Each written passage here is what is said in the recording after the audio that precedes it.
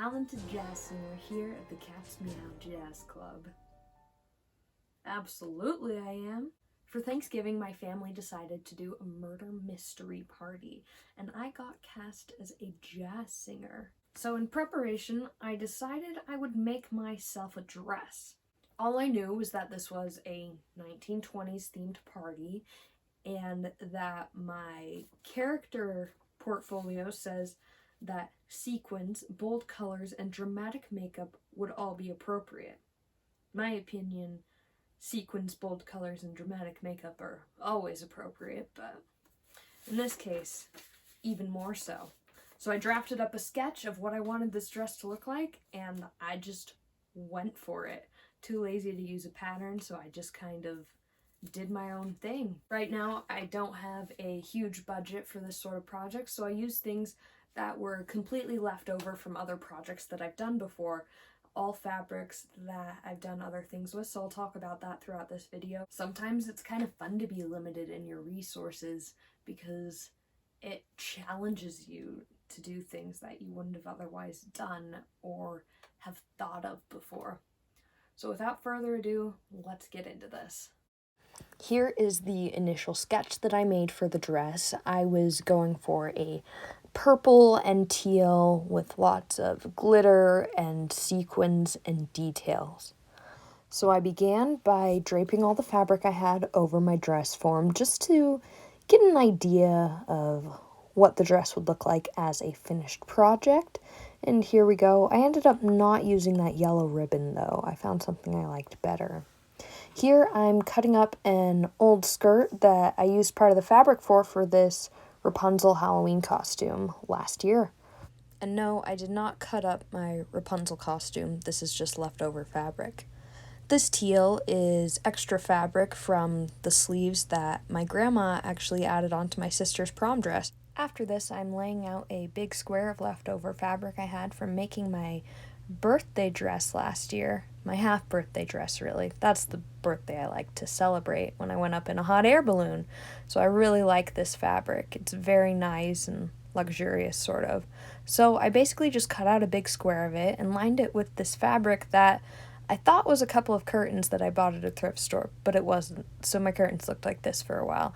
It was very tragic. But anyway, I took my big rectangle, cut out a neck hole, folded it over, and cut out some armholes and a V in the back as well.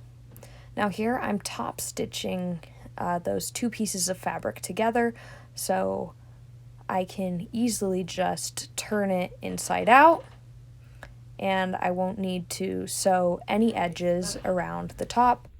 These seams need to be pressed desperately.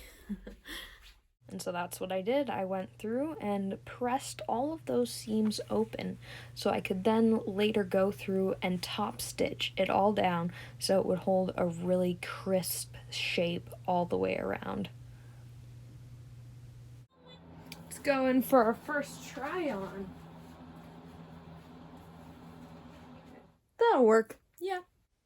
And then taking those pre-hemmed pieces of fabric left over from my other projects, top stitching them together, and then right sides together, stitching it directly onto the bottom of the dress.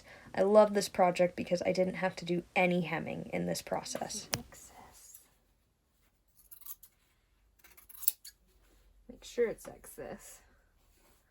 Like the one time I pinned my mom's favorite shirt to my pattern and then cut it up. That was not excess.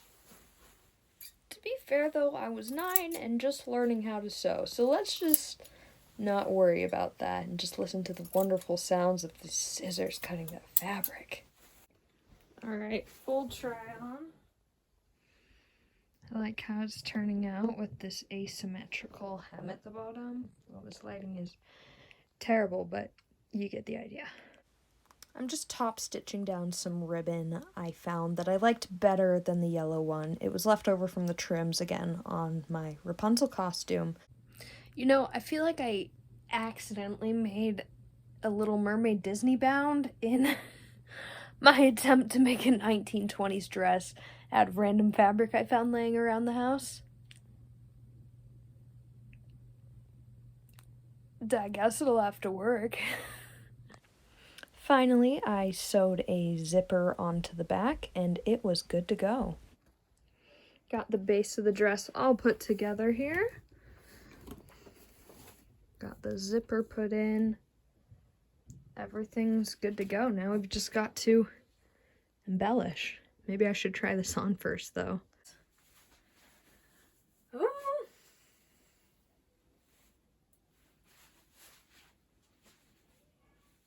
I then took my favorite fabric glue, which is not fabric glue and is actually E6000, and started hand placing gems along the neckline, which I loved how it turned out. I had these gems left over from this year's Halloween costume of Elsa.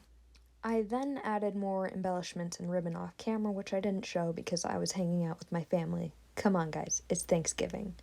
Finally, I made a headband by sewing this ribbon stuff to a piece of elastic, and here is our final result.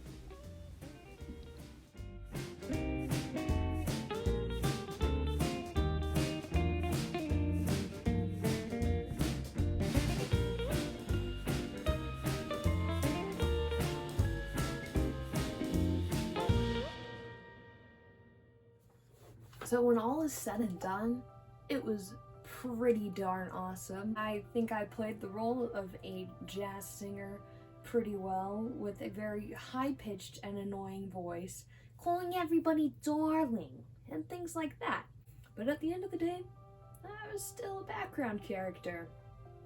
Mind you, the best dressed background character at the party.